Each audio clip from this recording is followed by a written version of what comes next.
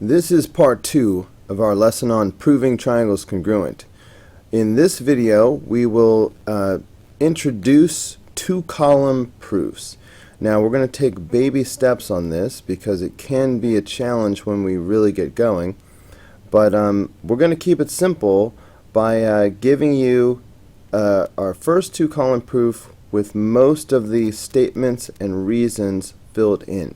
So a way a two-column proof works is you're given some information, you're told what it is that you're supposed to prove. So in this case, given these two pieces of information, we're supposed to prove that triangle BED, that's the triangle on the right, is congruent to triangle CEA.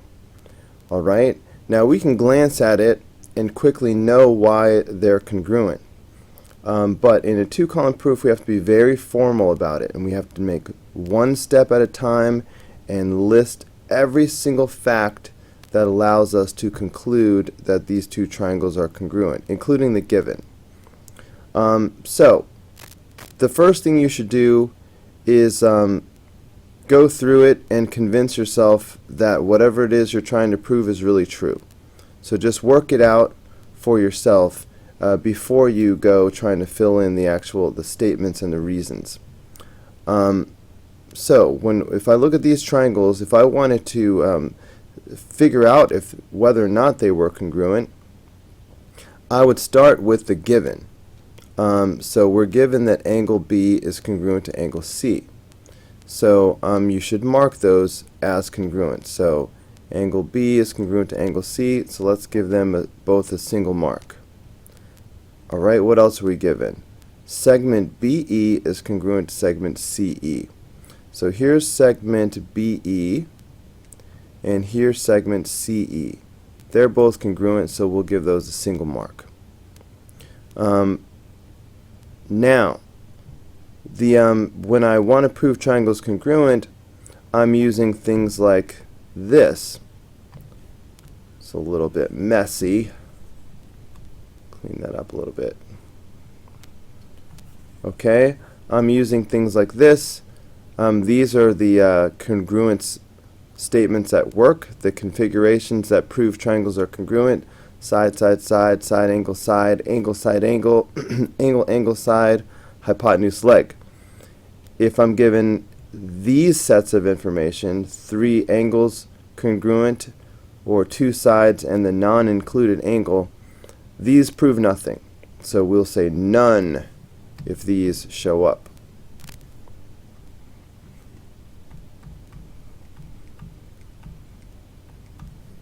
Okay, so we're looking for one of these sets of information. So far I have an angle and a side. Is there anything that's not already marked that I know will be congruent even though it's not given? Sure, the thing that we know, even though it's not marked, we know that these angles right here will be congruent. Okay, now you have to use your vocabulary. To do a two-column proof, everything's going to be written down. So it's not enough to just glance at it and know, oh, these will be congruent. You have to know why. What are these angles called? It starts with a V if you haven't said it yet. Say it out loud. These are called vertical angles, and vertical angles are always equal. Okay? That's called the vertical angles theorem. So now that we have everything marked, the two things that were given, that's shown here in pink, and the one thing that we know because of the vertical angle theorem, hopefully you can see I have an angle, a side, and an angle. Alright, I have 2 angles and the included side, meaning the side between the 2 angles. So these 2 triangles will be congruent by angle, side, angle. Alright, so that's where we're headed. Now let's go back and write everything down. In a two-column proof, we make a statement and then we say why we know it's true. And then we make another statement and we say why. When you're proving 2 triangles that are congruent, as you saw, our goal is to get to angle, side, angle. That's our goal. So it's sort of, the proof almost writes itself, because if you want to get to angle, side, angle, you're going to have to mention each one of these things. You're going to have to say a pair of angles that are congruent, a pair of sides that are congruent, and a pair of angles that are congruent. So that'll be 3 steps on your proof right there. And then this is only a 4-step proof. So 3 of them will be making these 3 statements. And then the 4th one will be the conclusion, the thing that you're trying to prove. So this will be like step 1. I feel like I should zoom in. This will be step 1, step 2, step 3, and then step 4 will be our final proof, the thing that we're trying to prove. Okay, so let's go. Okay, now a lot of this is already filled in, so we have to be careful. So we want to do angle, side, angle. So let's start off by mentioning a pair of angles that are congruent. And it's good to start off with the given, especially when it's already filled in for you as a reason. So what pair of angles are we given? Well, we are given that angle B is congruent to angle C. So let's start with that. So we'll write the statement, angle B is congruent to angle C. Okay? And the reason is given, because it's given. Alright, so far we've done angle, check. Now it's time to do side. Are we given a pair of congruent sides? Yes, right here. Okay, segment BE is congruent to segment CE, the sides. And that's already been filled in for us. Now that was also given, so that's what we will put as the reason, given. Okay, so far we have an angle, a side, so now it's time for the other angle, because we're shooting for angle, side, angle. And sure enough, they've written down for us angle AEC is congruent to angle DEB. Now, that is not given. So, that must be the other thing that we figured out. Let's take a look. AEC. AEC is this left angle, and that's congruent to angle DEB. Okay, DEB is this angle on the right. So yes, we knew that those would be congruent. We'd be needing that. And of course, we knew that they were congruent because they are vertical angles. Vertical angles are always equal. That's the vertical angles theorem. Alright? Now, if you forget that it's called the vertical angles theorem, you're allowed to state the theorem. So if you wanted to, you could say vertical angles are congruent. Okay? You could just state the theorem itself. Okay? Anyway, so now we've laid the groundwork. We're shooting for angle, side, angle theorem.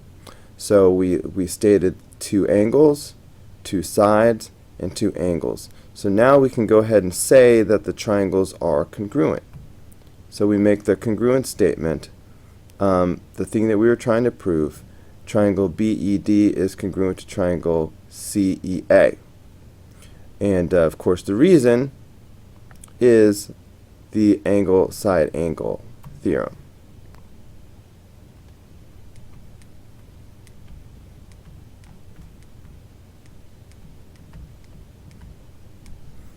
Okay, and that is the end of our very first 2-column proof. Okay, now I realize that all we did was fill in a few blanks, but baby steps. Eventually you'll be able to create the entire proof on your own, and eventually we will get beyond just 4 steps. Alright, let's do one more. Number 8. Baby steps. We are doing another 2-column proof, but this time there are more blanks that we need to fill in. So I recommend first let's go through and just figure out why the two triangles are congruent, so we know what we're shooting for. Start with the given. We're given that segment BD is congruent to segment CD. So where's that? So here we have BD and CD. So let's mark those as congruent. That's given.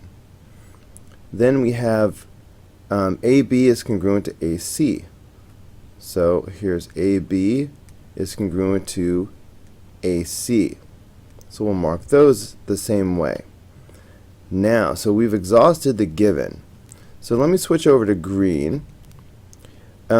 Is there anything that's not already marked that I can go ahead and mark because I know they will be congruent, even though it's not given? Yes, this shows up very often when two triangles share a side. The shared side is always going to be congruent for both triangles. Alright, and that's going to be the reflexive property when we're giving reasons. Okay, the reflexive property, because of course this segment is congruent to itself. So when we want to mention a shared side and how it's congruent for both triangles, we're going to wind up making a statement like AD, segment AD is congruent to segment AD. And something congruent to itself is called the reflexive property. Reflexive property. So watch out for that. So we have the two things that we were given, and this third thing, the reflexive property, the shared side. Now at a glance we can see these two triangles are congruent. Which one of these postulates proves it? Of course, it's going to be the side, side, side postulate. Okay, so now that we see where we're headed, let's go ahead and do our two-column proof. Okay, so we're shooting for the side, side, side postulate. So our first three steps of the proof are going to be just listing off sides that are congruent. And then we'll finish up with the thing that we're trying to prove. Okay, and we know that we're going to prove it by side, side, side. So let's start with the given. And here they've given us the first statement. Segment BD is congruent to segment CD, and that came straight from the given. So in that case, our reason will simply be given. But we have not exhausted the given yet. So we look back and let's use the other thing that we're given. This one we have to fill in. So segment AB is congruent to segment AC. I should have had a segment symbol on it. Okay, and that was also given. So side, side, side. Now we need a third side. Now I've marked here in pink the two things we were given. In green is the other thing that we know to be true. So I'm going to switch to green for this. And again, when you have a shared side like this, and you're saying that it's going to be congruent for both triangles, you're just going to say the shared side is congruent to itself. So we're going to say segment AD is congruent to segment AD. And when you say that something is congruent to itself, that's called the reflexive property. So we were shooting for side, side, side congruence. We've listed off the three pairs of sides. So now we can go ahead and say the thing that we were trying to prove. We can go ahead and say that triangle ABD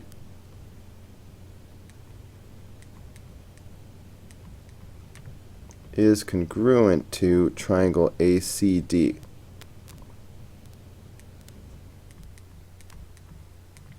Okay, and of course, as predicted, we're going to use the side, side, side postulate to as our reason for why the two triangles are congruent. Alright, so you can only say the side postulate if you've listed off the 3 pairs of congruent sides in your statements and reasons. Alright, so that is it for this 2-column proof. We are taking our baby steps. We had to fill in a few more steps this time, and in future videos we will make more proofs where we will have to fill in all the steps. So something to look forward to. Maybe we'll get beyond just a 4-step proof where 2 of the 4 steps are given. But that's for another video. And I'll see you then.